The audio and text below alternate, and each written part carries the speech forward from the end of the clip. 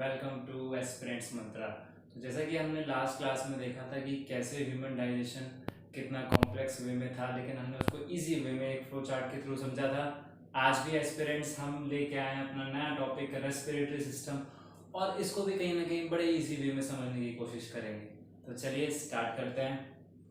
सबसे पहले जैसे ही रेस्पिरेटरी सिस्टम की हम बात करते हैं तो हमारे दिमाग में सबसे पहले कौन सा ऑर्गन आता है? Lungs, right. यानी कि हमारे दोनों लंग्स, यानी कि लेफ्ट और राइट लंग्स। अगर हमारी बॉडी में लंग्स ना हो तो भाई पॉसिबल ही नहीं है लाइफ, क्योंकि लंग्स जो हैं ये ऐसे ऑर्गन है कहीं ना कहीं एक्सचेंज ऑफ गैसेस करते हैं। हम कुछ भी, कोई भी, जैसे सराउंडिंग में हम इनहेल कर रहे हैं एयर, तो वो बेसिकली कैसे वो O2 और CO2 का कन्वर्जन होता है, क्या प्रोसेसेस होते हैं एस्पिरेंट्स, वो आज हम देखने वाले हैं। और लंग्स क्यों इतना इंपॉर्टेंट ऑर्गन है और कैसे कोविड महामारी ने, जी हाँ, कोविड-19 वायरस ने, सार्स कोव वायरस ने कैसे लंग्स को इफेक्ट किया, वो भी थोड़ा डिटेल में हम पढ़ेंगे। चलिए देखते हैं। सबसे पहले जब रेस्पिरेटरी सिस्टम की बात होती है एस्पिरेंट्स, हमारी जो नोज होती है उसकी ओपनिंग होती है जिसको हम बोलते हैं नॉस्ट्रल्स। यानी कि अगर ये मेरे नोज है, नोज की ये दो ओपनिंग्स है जिसको नॉस्ट्रल्स कहा जाता है।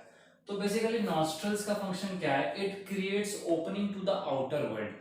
ये नॉस्ट्रल्स क्या करता है? एक रास्ता खोलता है बाहरी दुनिया का हमारे नाक के लिए। यानी कि अगर हमको कोई भी खुशबू आ रही है, किसी भी चीज़ की स्मेल आ रही है, अगर हम कुछ भी, जैसे कोई भी गैस इनहेल कर रहे हैं या एयर इनहेल कर रहे हैं, तो वो बेसिकली जो एंटरिंग वे है, यानी कि जो रास्ता है अंदर घुसने का, वो क्या है? नॉस्ट्रल्स है। तो नॉस्ट्रल्स का फंक्शन क्या होगा? It creates opening to the outside world, right aspirants. चलिए, नॉस्ट्रल्स के बाद आता है हमारा नसल पैसेज। अब आप देखोगे यहाँ नॉस्ट्रल्स के बाद, नोज के बाद अंदर एंटर किया, नॉस्ट्रल्स के बाद नसल पैसेज वाला एरिया है। तो बेसिकली ये नसल पैसेज क्या है? तो भैया नसल पैसेज जो है वो एक तरीके का चैनल है, और चैनल क्या करेगा? ट्रांसपोर्टेशन में हेल्प करेगा। यानी कि अब जो भी एयर ट्रेवल करेगी, जी हाँ, एयर ट्रेवल करेगी नसल पैसेज के थ्रू वो ट्रेवल करेगी। यानी कि नसल पैसेज क्या है? It is the channel for air flow. अच्छा भाई, तो आज तक तो सबने सुना है कि भैया हम इनहेल करते हैं, लेकिन आप हमेशा आंसर देते हो कि व्हाट वी इनहेल, हम क्या इनहेल करते हैं? स्टूडेंट जो सब बोलते हैं कि भैया हम ऑक्सीजन इनहेल करते हैं। ना ना ना, रॉन्ग आंसर। हम ऑक्सीजन इनहेल नहीं करते, हम एयर इनहेल करते हैं which is rich in oxygen. ध्यान रखना students, what we inhale the air which is rich in oxygen, right. चलिए, तो बेसिकली हमने एयर इनहेल किया which is rich in oxygen. Nostrils के बाद आता है नसल पैसेज। अभी बताया नसल पैसेज का फंक्शन क्या है? तो नसल passage is the channel for air flow, right aspirants. चलिए, फिर नसल पैसेज के बाद जो एयर है, क्योंकि रिच इन ऑक्सीजन है, वो ट्रेवल करके, और ऐसा नहीं कि खाली रिच इन ऑक्सीजन है aspirants, air is a mixture of various gases, right. तो कहीं ना कहीं उस गैस को फिल्टर भी तो करना पड़ेगा। अब ऐसा तो नहीं है कि एटमोस्फेयर में जितनी भी गैसेस हैं वो सारी की सारी हम इनहेल कर रहे हैं, नहीं कर सकते ना, वो तो बॉडी के लिए हार्मफुल है। तो भाई ऐसा भी कोई पार्ट होता होगा जो डर्ट पार्टिकल्स या ऐसे मटेरियल्स को ऑब्स्ट्रक्ट करने की कोशिश करता हो, रोकने की कोशिश करता हो, ताकि जो डायरेक्टली हमारे क्लीन एयर सप्लाई पहुंचे, राइट। क्लीन एयर सप्लाई हमारे रेस्पिरेटरी ट्रैक में पहुंचे। तो देखिए, नसल पैसेज के बाद ऐसा पार्ट आता है जिसको हम बोलते हैं नसल कैविटी। सो बेसिकली ये जो पूरी कैविटी देख रहे हैं आप, ये अंदर की माउथ की, आफ्टर द बकल कैविटी, इसके जो टॉप पोर्शन है यहाँ से नसल कैविटी स्टार्ट होता है। तो बेसिकली नसल कैविटी क्या करता है? मान लीजिए मैंने सांस अंदर ली, ठीक है, नोस्ट्रिल से इनहेल किया। अब जैसे ही वो एयर रिच इन ऑक्सीजन गया तो मेरे अंदर जो ये पूरा का पूरा मेरा नसल पैसेज और नसल कैविटी का कनेक्शन है, तो नसल कैविटी में मेरे थिन हेयर्स प्रेजेंट होते हैं। यानी कि हमारे नाक के अंदर में बाल प्रेजेंट है, ठीक है, बहुत सारे हेयर प्रोजेक्शंस प्रेजेंट होते हैं। तो वो हेयर और म्यूकस, म्यूकस याद है कोविड वायरस में ये वर्ड बहुत फेमस हुआ है, म्यूकस, अभी बताएंगे डिटेल में। तो बेसिकली क्या होता है, नसल कैविटी के अंदर में म्यूकस प्रेजेंट होता है और हेयर प्रेजेंट होता है। तो basically it is lined with hair and mucus membrane, right aspirants. It warms, moisturise and filter the air. जी हाँ एस्पिरेंट्स, सबसे इंपॉर्टेंट फंक्शन है किसका? नसल कैविटी का। व्हाट नसल कैविटी डू? तो नसल कैविटी क्या करता है? वार्म करता है, मॉइस्चराइज करता है और हमारे एयर को फिल्टर करता है, राइट। यानी कि हमने देखा कि कैसे सबसे पहले हमने air rich in oxygen inhale किया और वो हमारे नॉस्ट्रल्स के थ्रू ट्रेवल करते हुए एक एयर फ्लो पैसेज में आया, जो कि एक चैनल होता है एयर फ्लो पैसेज का। उस चैनल को हम बोलते हैं नसल पैसेज। और नसल पैसेज के बाद फर्दर वो एयर जो है वो वार्म मॉइस्चराइज हुआ, कुछ देर रुक के रेस्पिरेटरी ट्रैक में जाने से पहले नसल कैविटी में। राइट एस्पिरेंट्स, चलिए फिर आता है आपका लैरिंक्स और pharynx. What is larynx and pharynx, ये तो भैया 8th 9th में पढ़ा हुआ है। तो larynx is also known as voice box और वोकल कॉर्ड्स। देखो, अगर मैं कुछ भी बोलता हूँ, अगर मैं गले पे ऐसे हाथ रख के बोलूँ हेलो वेलकम टू एस्पिरेंट्स मंत्रा, राइट, तो कहीं ना कहीं ये मेरे गले वाइब्रेट हो रहा है अंदर में। तो ये जो वाइब्रेशंस होती हैं ये because of voice box. Voice box क्या करता है, different range of vocal cords create करता है हमारे पर्टिकुलर वॉइस बॉक्स में जो जगह है अंदर गले में। तो बेसिकली ये कहाँ लोकेटेड है, तो लैरिंक्स आपका यहाँ लोकेटेड होता है। ये लैरिंक्स वाला पार्ट है, ठीक है।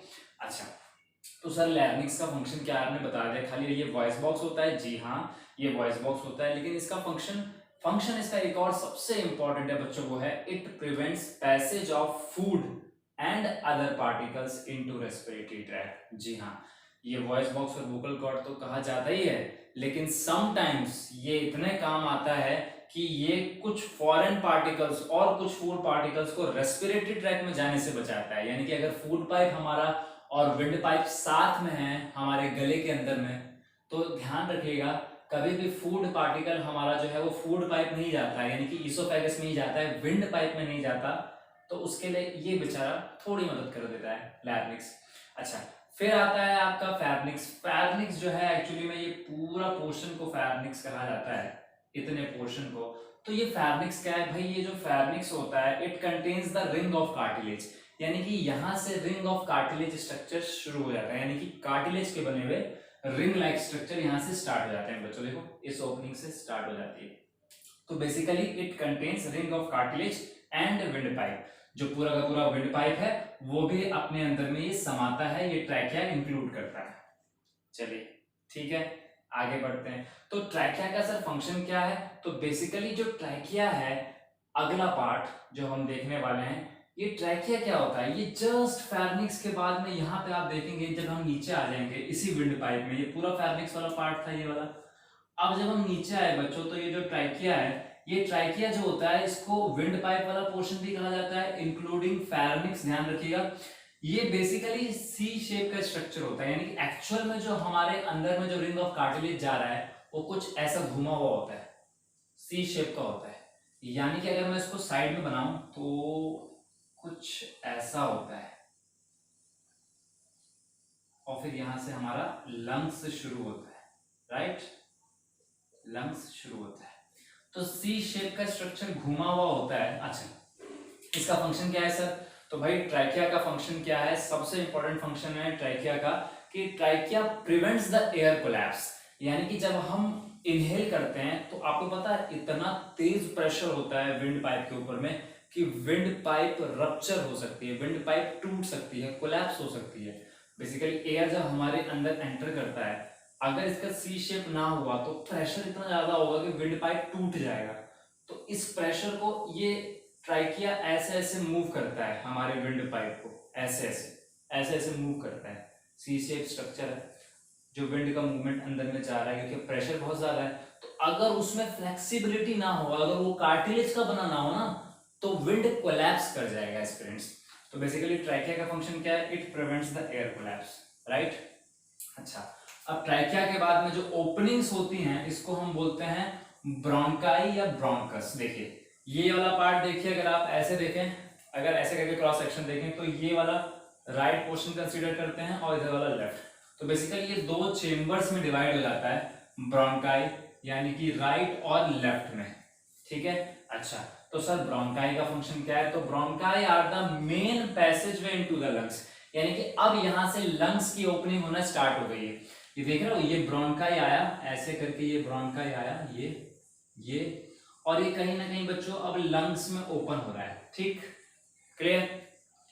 फिर ये जो ब्रोंकाई है ये फर्दर ओपनिंग होता है ब्रोंकियोल्स में। So sir what are bronchioles, तो ब्रोंकियोल्स जो है ये बेसिकली ब्रांच लाइक स्ट्रक्चर होते हैं जो कि ब्रोंकाई, ठीक है, या फिर ब्रोंकस के ही ओपनिंग्स होते हैं, ये बेसिकली लंग्स में जाते हैं। तो इनका फंक्शन क्या है सर? तो भाई इसका फंक्शन भी सबसे इंपॉर्टेंट है एस्पिरेंट्स ब्रोंकाई का, to deliver air to a diffuse network of around 300 million alveoli in the lung. Can you imagine, हमारे लंग्स में अप्रोक्सीमेटली 300 मिलियन एल्वलाइज होते हैं। जी हाँ, इसलिए हम प्रॉपरली रेस्पिरेटरी सिस्टम परफॉर्म कर पाते हैं, इनहेलेशन और एक्सहेलेशन प्रोसेस कर पाते हैं।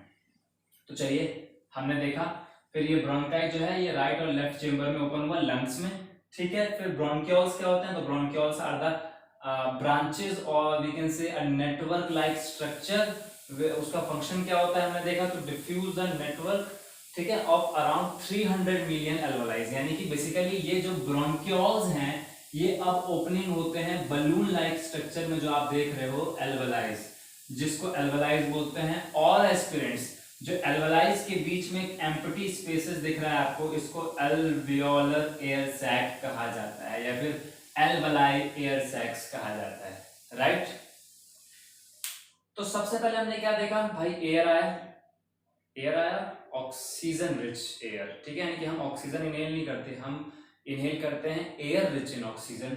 सबसे पहले कहाँ एंटर किया? नॉस्ट्रल्स में। नॉस्ट्रल्स क्या है? एक तरीके का ओपनिंग कनेक्शन है दुनिया से, ठीक है, नोज का हमारे। फिर क्या गया? नसल पैसेज में गया वो, it is the channel for air flow, right, एक तरीके का चैनल है फॉर एयर फ्लो, ठीक है, एयर के पैसेज के लिए। फिर नसल कैविटी में आया, जहां पे इसको गर्मी मिली, मॉइस्चराइजर मिला, और हेयर्स की वजह से, म्यूकस की वजह से कुछ पार्टिकल्स वहीं पर रुक गए, आगे ट्रेवल नहीं कर पाए, राइट। फर्दर फिर ये कहा गया लैरिंक्स और फैरिंक्स में। लैरिंक्स जिसको वॉइस बॉक्स कहा जाता है, अब हम कुछ भी खाएंगे भाई, वोकल कॉर्ड हमारे, हम कुछ बोलते हैं तो भी हिलते हैं, वाइब्रेशंस क्रिएट करते हैं, इसकी वजह से, वॉइस बॉक्स की वजह से, जिसको हम लैरिंक्स कहते हैं। लैरिंक्स का दूसरा फंक्शन हमने क्या देखा कि इट प्रिवेंट्स फॉरेन पार्टिकल्स, ठीक है, from entering into the respiratory tract और लोअर रेस्पिरेटरी ट्रैक में एंटर ना कर जाए। उसके बाद फिर हमने क्या देखा कि भाई जो फैरिंक्स होता है, इट मेड अप ऑफ, जो होता है कार्टिलेज स्ट्रक्चर का बना होता है, यानी कि यहाँ से कार्टिलेज, फैरिंक्स वाला जो पोर्शन है कार्टिलेज स्ट्रक्चर का बना हुआ होता है, शुरू हो जाता है यहाँ से कार्टिलेज स्ट्रक्चर। क्यों? ताकि ये थोड़ी सी एटलीस्ट फ्लेक्सिबिलिटी प्रोवाइड करे, ताकि एयर को आसानी से रास्ता मिले फर्दर मूव करने का ट्रैकिया में। और जो ट्रैकिया होता है वो क्या होता है? It is a C shape structure, ठीक है, घुमावदार सी शेप स्ट्रक्चर होता है। क्यों ऐसा स्ट्रक्चर होता है? To prevent the air collapse, यानी कि ट्रैकिया का फंक्शन क्या है? It prevents the air collapse because it is made up of ring of cartilage, right.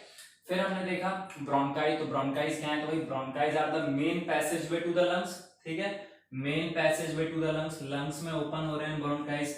यानी कि इसका फंक्शन क्या होगा भाई? ये बेसिकली जो ब्रोंकाई है ये फर्दर पैसेज वे है, यानी कि रास्ता है लंग्स में खुलने का, और ये फर्दर ब्रोंकियोल्स में डिवाइडेड है। ये जो आप देख रहे हो, ये जो ब्रांचेस हैं ये ब्रोंकियोल्स हैं, और इसको भी लेफ्ट और राइट ब्रोंकियोल्स बोल सकते हैं।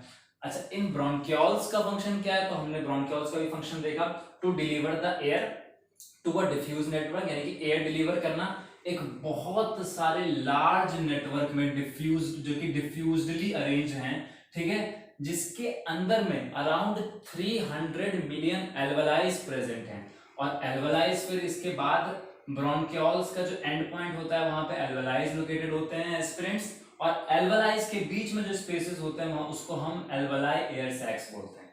यहां तक हमने पढ़ा। अच्छा, तो सर आपने एल्वलाई तो बताया नहीं, बताते हैं भाई। Alveoli are balloon like structure which is present into the lungs, और ये लंग्स में प्रेजेंट है, और ये क्या फंक्शन परफॉर्म करते हैं? तो alveoli provide large surface area for the exchange of gases aspirants, ध्यान रखिएगा, जी हाँ, यानी कि ये CO2 और O2 के एक्सचेंज प्रोसेस में हेल्प करते हैं, ठीक। यानी कि मान लीजिए अगर अब लंग्स में हमारा air rich in oxygen enter कर गया है एस्पिरेंट्स, तो पूरे लंग्स के वॉल में डिस्ट्रीब्यूट हो जाएगा, राइट। एल्वलाइज जो है उनके सरफेस पे भी O2 जो है वो ऑब्जर्व हो जाएगा, यानी कि बेसिकली एब्जॉर्प्शन प्रोसेस होगा, एब्जॉर्ब हो जाएगा, ठीक है। यानी कि क्या किया? एल्वलाइज ने उसको ऑब्जर्व किया, देखा भाई तू आ रहा है मेरे पास, आ, मैं तेरे को एब्जॉर्ब कर लूंगा, एल्वलाई, ठीक है, इंटेलिजेंट वे में एल्वलाई ने काम किया। अच्छा सर, फिर एल्वलाई एल्वेओलर सैक क्या करेंगे, या एल्वलाई एयर सैक्स क्या करेंगे? तो बेसिकली ये डिफ्यूजन प्रोसेस कैरी आउट करेंगे। अब जो एक्सचेंज ऑफ गैसेस होगा एल्वलाई के सरफेस पे तो एब्जॉर्प्शन हो गया O2 का, लेकिन लेकिन हमारे लंग्स में bye the process of diffusion, bye the process of diffusion CO2 will be release in alveolar air sacs, और फिर उसके बाद जो ये CO2 एल्वलाई एयर सैक्स में रिलीज होगा एस्पिरेंट्स, फर्दर जब हम एक्सहेल करेंगे लाइक, तो वो कहीं ना कहीं जो इम्प्योर फॉर्म ऑफ गैस होगा CO2, वो दोबारा से नॉस्ट्रल से हमारे बाहर हो जाएगा एक्सहेलेशन प्रोसेस में। तो यही प्रोसेस पूरा का पूरा लंग्स में चलता है। देखा आपने लंग्स कितना इंपॉर्टेंट है हमारी बॉडी के लिए, कैसे एक्सचेंज ऑफ गैसेस करता है, ठीक है। और लंग्स को जो है वो हार्ट का बेस्ट फ्रेंड भी कहा जाता है। जी हाँ, अभी आगे जब हम सर्कुलेशन सिस्टम समझेंगे और पढ़ेंगे ह्यूमन हार्ट के बारे में, तब आप जानोगे कि क्यों लंग्स इतना ज़्यादा इंपॉर्टेंट है हार्ट के लिए भी। चलिए, तो अब बात आती है, आप आई होप आपको ये पूरा प्रोसीजर समझ में आया होगा एस्पिरेंट्स। आप सब लोग इसका स्क्रीनशॉट ले लीजिए।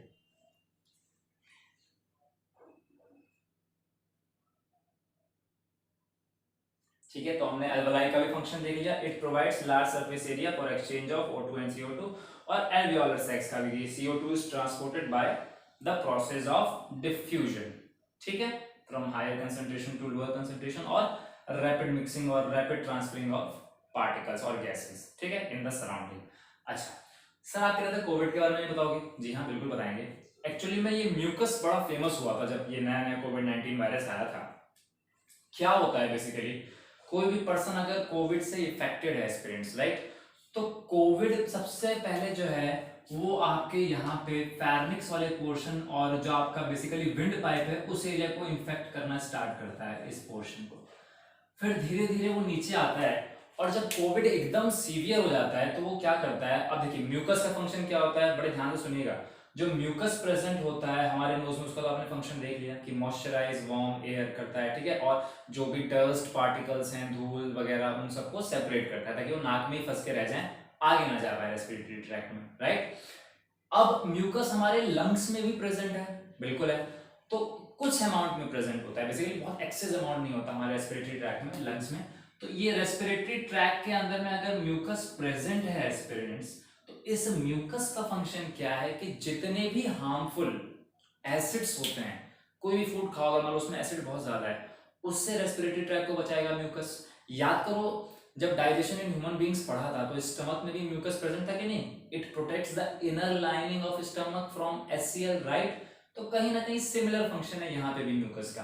तो म्यूकस बेसिकली क्या करता है, कोई भी फॉरेन पार्टिकल को इन्वेजन करने से रोकता है, यानी कि अटैक करने से रोकता है रेस्पिरेटरी ट्रैक्ट पे, और एसिड से भी बचाता है। लेकिन जब यही कोविड वायरस या कोविड-19 वायरस या फिर सार्स कोवा वायरस जब इसको एक्सेस वे में रिलीज करने लग जाता है, ये कोविड वायरस बहुत ज्यादा म्यूकस बनाने लग जाता है रेस्पिरेटरी ट्रैक में, तो ये पूरा का पूरा रेस्पिरेटरी ट्रैक ब्लॉक हो जाता है, म्यूकस से भर जाता है। और जब ऐसा होता है तो एक बात बताओ, अगर म्यूकस से भर गया तो क्या एयर को फ्लो करने की जगह मिलेगी ब्रोंकस या फिर ब्रोंकाई में जाके और ब्रोंक्यूल्स में डिवाइड होने की? नहीं मिलेगी। और ऐसे में हमारा ऑक्सीजन लेवल बॉडी का गिरता जाएगा, क्योंकि लंग्स तक अब ऑक्सीजन पहुंच ही नहीं रहा कि उसको वो फर्दर प्रोसेस करे और उस ऑक्सीजन को ब्लड कैपिलरीज के थ्रू आगे भेजे और हमारी पूरी बॉडी में ऑक्सीजन डिसॉल्व हो। यानी कि एल्वलाइज क्या करते हैं, दोबारा से सुनो कि एल्वलाइज ने क्या किया, एब्जॉर्ब कर लिया O2, लेकिन ब्लड कैपिलरीज के थ्रू फिर वो आगे फर्दर बॉडी पार्ट्स में ऑक्सीजन भेज देते हैं, लेकिन CO2 एल्वियोलर एयर सैक्स में जाके फंस जाता है और बाहर निकल जाता है। मैं बार बार इसलिए कनेक्ट करके बता रहा हूं क्योंकि अभी आप देखने वाले हो जब excess amount of Covid virus फैल जाता है, एकदम लंग्स तक रीच कर जाता है, तो एल्वलाइज को भी इफेक्ट करता है। तो अब क्या हुआ भाई, एयर पैसेज ब्रेक हुआ और आदमी का ऑक्सीजन लेवल गिरने लगेगा, ठीक। फिर अगर इसमें सीवियर केस हो जाए सर कोविड-19 में, फिर क्या होगा, अगर एकदम लंग्स तक एंटर कर गया, अगर लंग्स तक ये वायरस एंटर कर गया तो ब्लैक कलर के पैचेस बना देगा, it will attack your lymph nodes पर अटैक करेगा, कैपिलरीज डिस्ट्रॉय करने की भी कोशिश करेगा जो लंग्स में प्रेजेंट है, ब्लड कैपिलरीज, और एस्पिरेंट्स सबसे ज्यादा इफेक्ट करेगा ये एल्वलाइज को। और अगर ये एल्वलाई पे पहुंच गया तो फिर ऐसे पेशेंट को बचाना नामुमकिन हो जाता है, क्योंकि अगर एल्वलाइज खत्म करना इसने स्टार्ट कर दिया तो बेसिकली अंदर से ये लंग्स को सड़ा रहा है। अब भाई जो पार्ट रिस्पॉन्सिबल है एक्सचेंज ऑफ गैसेस के लिए एल्वलाई, उसी पर अटैक कर दिया, उसी को डिस्ट्रॉय कर दिया, तो एल्वलाइज अपने सरफेस पे ऑक्सीजन एब्जॉर्ब नहीं कर पाएगा। Blood capillaries further by the red colour pigment called haemoglobin, haemoglobin which carry the oxygen rich blood, है ना, वो आगे फर्दर ब्लड कैपिलरीज के थ्रू ट्रांसफर नहीं कर पाएगा। और अगर ऑक्सीजन डिफरेंट बॉडी पार्ट्स में ट्रांसफर नहीं हो पाएंगे प्रॉपर्ली तो बाकी ऑर्गन्स भी इफेक्ट होंगे, ऑक्सीजन लेवल गिर जाएगा और अल्टीमेटली आदमी की डेथ भी हो सकती है। ठीक है, तो देखा क्यों कोविड-19 वायरस इतना ज़्यादा हार्मफुल है, यही रीज़न है कि कैसे वो हमारे रेस्पिरेटरी ट्रैक को इफेक्ट करता है स्टूडेंट्स। ठीक है, और फिर ये जो लास्ट में आप देख रहे हो ये चेस्ट कैविटी वाला पोर्शन है, और सबसे नीचे हमारा अटैच होता है, अगर मैं बोलूँ लंग्स के भी नीचे यहाँ पे, वो होता है हमारा डायफ्राम। तो बेसिकली डायफ्राम क्या करता है, जब भी हम इनहेल और एक्सहेल करते हैं इसका स्ट्रक्चर जो है वो चेंज होता है, फ्लैट सरफेस और कोन शेप स्ट्रक्चर ये फॉलो करता है ड्यूरिंग इनहेलेशन और exhalation, right. So I hope आपको आज का ये इंपॉर्टेंट टॉपिक रेस्पिरेटरी सिस्टम समझ आया होगा, क्योंकि हमने इसको कोविड-19 वायरस से भी रिलेट करके पढ़ा, तो होपफुली और क्लियर हुआ होगा आप लोगों को। चलिए, thanks for joining aspirants Mantra. Ganpati Bappa Morya.